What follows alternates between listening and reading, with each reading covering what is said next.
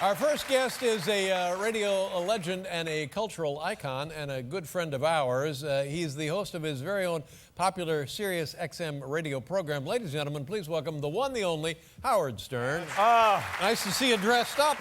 This is great. Thank you. I was shocked looking at you because, you know, I thought you looked a little schlubby tonight, like you hadn't gotten a nap or something. Oh, well, yeah, that's always a possibility. No, but seriously, I'll get my nap now. You always... Why, you? I'm sorry. Listen, I'm not making fun of you. Believe me, I know. When you do morning radio, I'm exhausted. I walk around exhausted all day. Right. And I feel down, you know. And I obsess. You know, coming on the David Letterman show is still very important to me. Well, now, I find that flattering, but why? You're the king of all media. Well, you know what it is? I still, even being the king of all media, will get nervous. I will get, you know, first of all, when you're me, I figure, you know, you look out at your audience, 50% of the audience is disgusted that I'm here. No. A lot of people, oh, really, I'll take a poll in a minute. Oh, that's not true. Dave, when you think about it, I'm such a polarizing figure. Right. That really, people come in from out of town. They get tickets a year in advance. They figured they're going to see Angelina Jolie, Brad Pitt. And then you go, Howard Stern's here tonight. People are throwing up. No. I came from Kansas for this. No. You know, and then there's 50% of the audience that is excited by me. Yes. They like what I...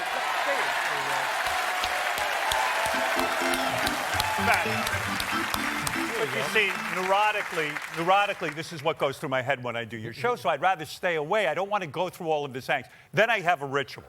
You invite me on the show. You're very nice to have me on. I DVR your show. I have like 10 or 15 of the shows. You get a look at what's going on. Look at what's going on. I'm watching, and I tune in. I see Steve Martin. That's why I thought Steve Martin was making fun of your outfit the other night. He said you look like you're wearing a dress when you wear a double-breasted suit. I thought maybe this is why you went to that. And I'm watching this guy, and I'm saying Steve Martin must be the most important talk show guest of all time. He's on here. Dave is talking with him, and then he says, Dave, I'm going to come out and play banjo music. And he's not even playing. He's bringing two bums with him. I never heard of these guys. I go, bums. Dave hates banjo music. I love banjo The whole music. show hates banjo. The whole of America hates banjo music. Everyone loves banjo and music. So this guy, Steve Martin, must have something on Dave that he gets Dave to devote an entire segment to banjo music. Salute the banjos. Now, wait a minute. Rob Burnett, your producer of there. Okay, why are we playing banjo music? Hang on. Now, have you ever spent any time with Steve Martin? I've been to dinner with Steve Martin. Well, there you go. And he didn't whip out that banjo. I would have thrown him right out of the restaurant. I mean, what is with that banjo? No one likes it. Dave, you're so right. Yeah. One of the funniest guys in America, Steve Martin. Yes. I love him. Yeah. But he takes out that banjo. I want to get away from the guy. So what? He plays the banjo. We all like it. And do you play any musical instruments? Oh, I took piano for 5 years. I hated it. My piano teacher committed suicide. True story. Well, that's how I got out of it. My mother used to run away from the piano teacher. The guy said, this kid has no talent. He doesn't practice. Get him off the piano. My mother and father decided I will do the piano no matter what. So my mother would hide in the bedroom. The guy would demand to see my mother. She said, you tell him I'm not home. And then I said, how am I going to get out of this nightmare? And he got me out of it. He hanged himself, and that was the end. Oh, my God. Well, that's a you know what? And my childhood got happier and happier after that. How are your folks, by the way? My folks are, listen, my folks are old. Your mother's still alive? 92, yeah. 92, isn't that amazing? But it's... My parents are up there, too. My father is 90, my mother's 85, and now they don't want to do anything. You know, years ago, I used to have them on the show. Well, I remember. It was very exciting. Exciting. Well, that was the reason we started having my mother on the show, because you would always have your mother on the show, and I thought, well, that's a tremendous thing to do. It's a fun thing to do. So thank you for that. I loved having my parents on my show, but now they don't want to do anything. I'll call them up. I go, Mom, you want to come on the air? Well, I don't know. You want us to come on? I go, well, yeah, I would love for you to come on, but I don't want to inconvenience you. I know you're older now. Well, your father and I, look, we'll come on if you want us to, but we don't really need to. You know, she's afraid to. Yeah, right.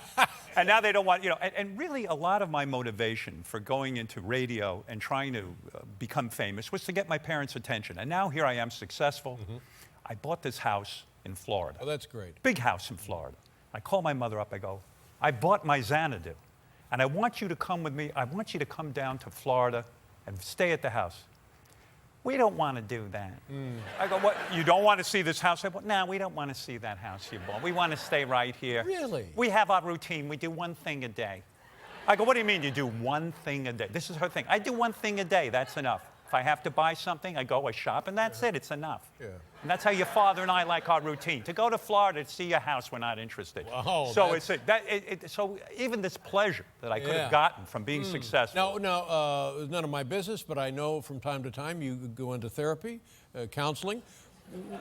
What? Time to time, I'm there all day and night. What is the clinical perspective on what you just described? Well, you know, it's funny. I went back to America's Got Talent. I'm doing it again for a third season. Third season? And, you know, I thank you.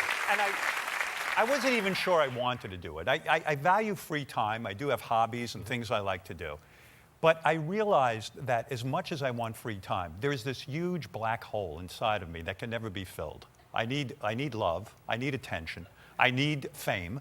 So the black hole won, and I'm going back to America's Got Talent. I'll sit there. And I'll tell you, you know, I'm tired from doing morning radio, so when they go and they tape these shows or they do them live, I'm exhausted. Right. And this guy, Howie Mandel, you know Howie? I know He's Howie. one of the other judges. Yes. This guy's got energy. It's like something's wrong with him. You know, I believe that. literally, yeah. I would agree with that. I lay in my dressing room, like unconscious, hoping I'll be able to get out there and judge this talent show. This guy's running around in the halls. He's doing routines. He's doing bits. Okay, let me stop you right there. What? You realize this has nothing to do with what I asked you. What did you ask? Who listens to what you ask?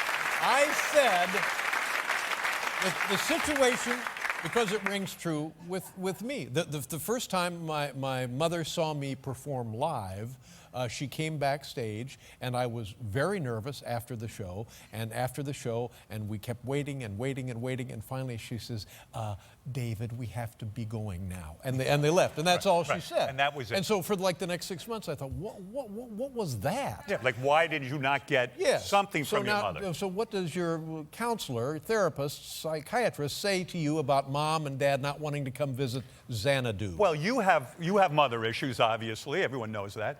But, you know, I mean, it's clear. But listen, I have mother issues too. Yeah. We both have them. But what does it mean they don't want to come visit you in your dream house? They can't stand us. That's what it is. We're basically disgusting or something. I don't know. No, I just think that they're into their own thing. They're caught up in themselves, and they're not necessarily that thrilled by hanging out with me. Like everybody else, like 50% of your audience wants to get out. No. Because this is the story. Somebody becomes very successful, buys a lovely home for their mom and dad, and they're eternally grateful, and that completes the circle. Your circle is far from finished. It's still. Right. I'm still going through the circle. Can I bring up something? Yeah. All right. There's talk backstage about you all the time. And I get to hear it because I'm hanging out. You're Backstage out here. here, yeah. Backstage here. And everyone here, and including me, is curious. And I know I always bring up Jay Leno every time I come on here. But this is blowing my mind. Jay Leno recently said that now you two guys are exchanging phone calls with one another, that you're actually talking on the phone. Is this true? We have spoken on the phone, yes. Well, I'm out of here. I mean, I give up. You know, Dave, I got to tell you something. I feel like a guy, I never served in the military, but I feel like a Vietnam veteran. You know, I feel like I'm still in the jungles fighting your war. Thank you. And you've made up with Vietnam. I mean, what is it? This guy, this will forever blow my mind. Jay Leno will forever blow my mind. This is a guy, he took the Tonight Show from you. You were this close to getting it. This was your dream. You want to be Johnny Carson. God love you. You had such a dream, and Jay snatched it from you. And I got so caught up in your drama. I love you. You know how I feel about you. I feel you're a superstar. All right, now let's stop here again and examine. No. Let's examine the issues. You're on the phone. Hello, Jay. Oh, hi, Dave. How are you? My best friend in the whole world. And I'm fighting. Mind you, I work for NBC television now, and I'm not speaking to Jay Leno. They asked me to go on his show. I go, no, he did Dave wrong. I don't like it. He's on the phone. Oh, hi, Dave. Great. I'm fighting the war. I'm still in the jungle. Are there people that at a certain time in your career you didn't see eye to eye with that now that you have a positive communication Yes, with? I have, but not Jay Leno. Boy, Yeah. I tell you that. Who are the people in the beginning that you were reviled by them that now you speak with them? There are people that I have apologized to. I call them off the air. Yeah. You want to know the truth? Well, you've apologized to me. I did, and I owed you an apology. Well. I mean, you and I were on our way to being best buddies years ago. And Dave and I, do you know this story? This is a remarkable story. Don't break for commercial when I say there's a remarkable. Get out. You can edit out that monologue. Now, look, I tell you, this is an amazing story. Dave and I actually used to be friends. Dave would call me at my house. I don't know what he was on, but he would call me at my house. Well, I thought we were headed in that direction. I honestly were. did, because we used to work in the same building. Oftentimes, people from your staff would come up to my office over at NBC. We knew of one another. You were on the old show routinely. I was so out I of thought my this mind. looks like it might be going somewhere. I was out of my mind. I really, truly was. I think I was crazy. I think I did a lot of things on radio that I didn't need to do. And Just to get attention. To get attention. And, you know, literally, we would have nice conversations. And instead of valuing that, because here you are, someone who is in the industry, who was nice enough to call me, and I felt we shared a lot of things in common. It would have been nice to have that bond. But I was at a time in my life that nothing mattered except the success of my radio show. I understand that. So I was literally insane, and I would go on the air, and rather than value our friendship, I would go and destroy it. And and that's a disturbing human being. Yeah. And there are things that I've done that are disturbing. Think about what you just said. Well, let's analyze it. My God. Yeah. Listen, you know we're what not you all need? perfect like you. You need a banjo. That's what you need. You know, I should test our friendship. All I want to know is how are we? Let me take our temperature. We're okay now? We're not okay now? No, you and I? Yeah. I mean, I think we're great. I think we missed our opportunity in life. I think that had I been a little bit more sane back in the day, that you and I would have been close friends. What happened was... But are you the kind of guy that wants close friends? You know, I'm working on that. I'm trying to value close friends. I am a loner. I am somebody, Right. I pretty much just, you know, stay with my wife, the kids, this kind of thing. Nothing wrong with that. Nothing wrong with that, but it would be healthy to have a few male relationships. And as a matter of fact, I don't know if we mentioned Jimmy Kimmel, but Jimmy really replaced you. You should have been the guy. Jimmy and I go away on vacation together. Now this is, I think it should have been us. But first of all, let me say, there are certain kind of people who lament the fact that they don't have close friends, but yet don't do anything to create close friendships. Right. And were you kind of like that? I am working toward that. That's why I am in therapy. Oh, I wish I had friends. I wish I had friends. Well, why don't you go out and find friends? Oh, I don't want to.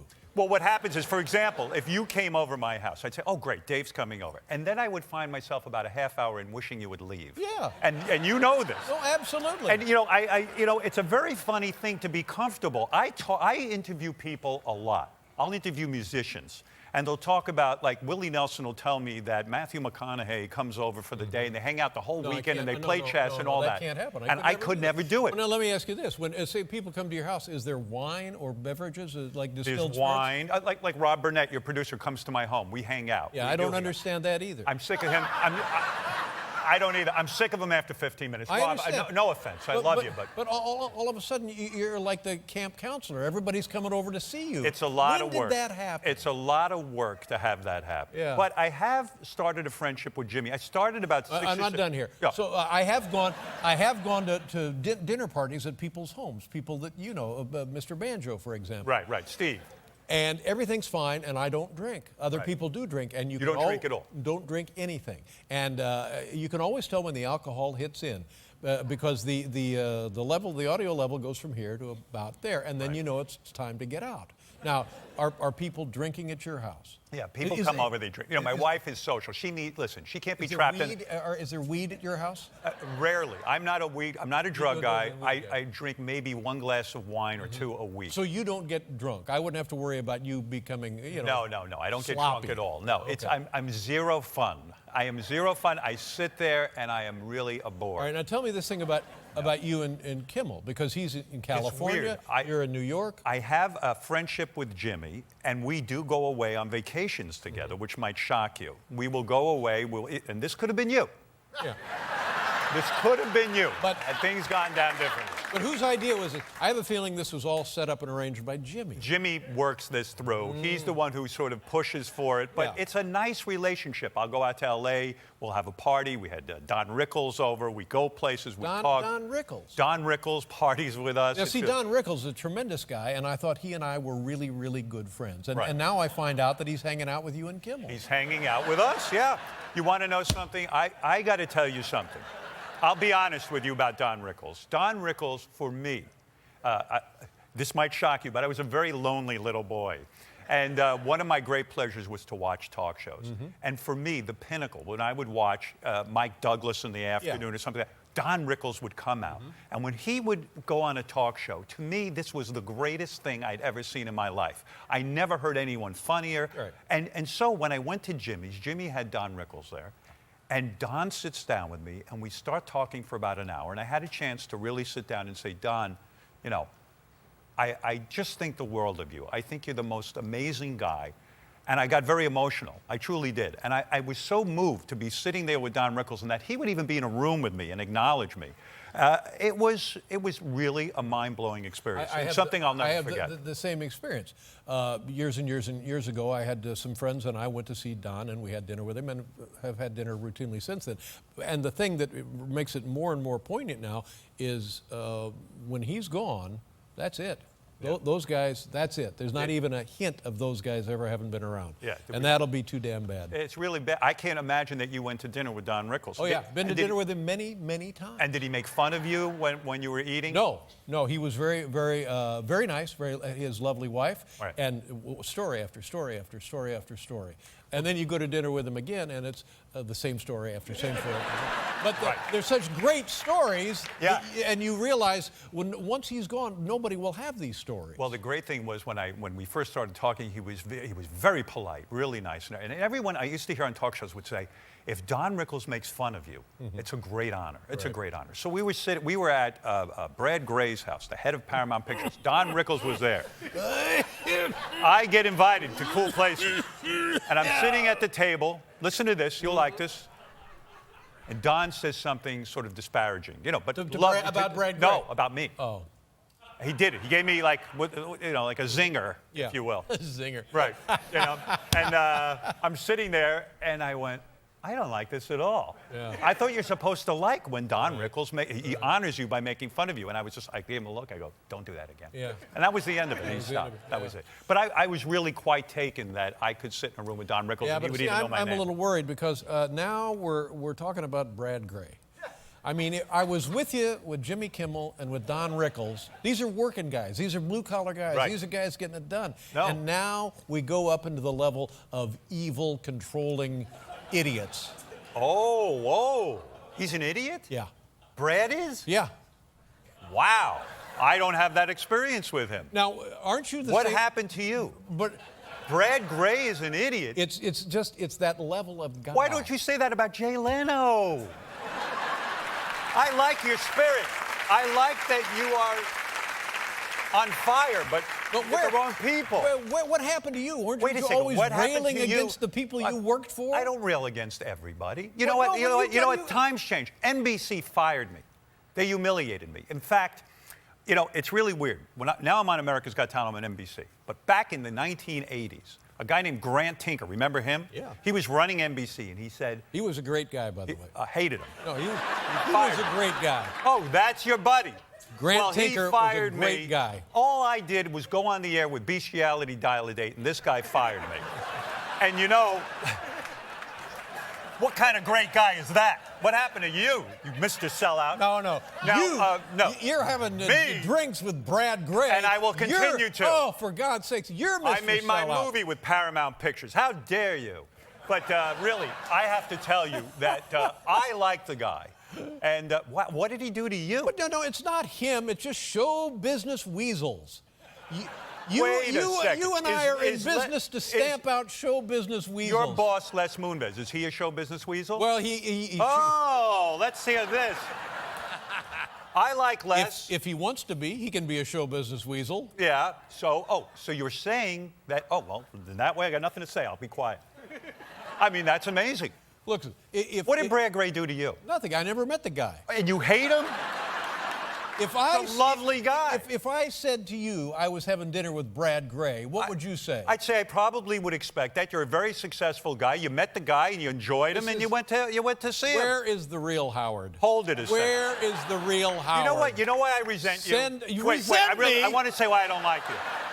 Can I tell you why? You don't like me? Now I don't like you. And I'll tell you why. For God's sake. Everywhere I go, people say to me, oh, you're friends with this guy. Yeah. No one wants me to have any friends. It is an amazing phenomenon. Everyone wants me to be the outcast. I want you to be just like me. I want you to have the same friends I have. Yeah, but you do have show business friends, and you are friends with powerful people. And I am not friends with powerful people. I go and make one powerful friend, Brad Gray. Yeah. And now I'm getting, I'm a sellout. That's not a sellout. You're a suck-up. I am not a suck-up. I tell you something. I'm done. You know, I got fired from radio stations. I never, ever kowtowed. Hold it. Just a little music. Just a little Paul, something. you know this. I never kowtowed to the man. Never. As much, you got a black musician here. You know the man? I never kowtowed to the man. I always stood up to the man. Once in a while, I'm friends with the man, but very rarely. I did it my way. I mean, shame on you. Not shame on me. Fired. I've been fined by the Federal Communications Commission. Let's dance. Come on. Come here. All right. Okay, we'll dance. Come out here. Come out here. I'm leaving. No, I'm not.